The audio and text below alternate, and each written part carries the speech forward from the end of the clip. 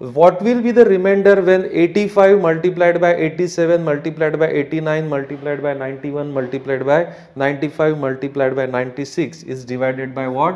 100.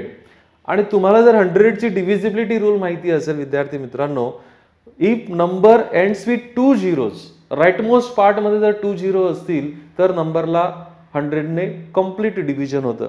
आणि 100 क्रिएट होण्यासाठी I require 25 and 4. 25 and 4 चं जर मल्टिप्लिकेशन असेल तर डेफिनेटली युनिट प्लेसला या राईट मोस्ट प्लेसला 2 झिरो क्रिएट होतात. I will get 1 5 from here. So this 5 5s are 25 and 96 मध्ये 4 multiplied by what? It means 4 आहे याच्यामध्ये.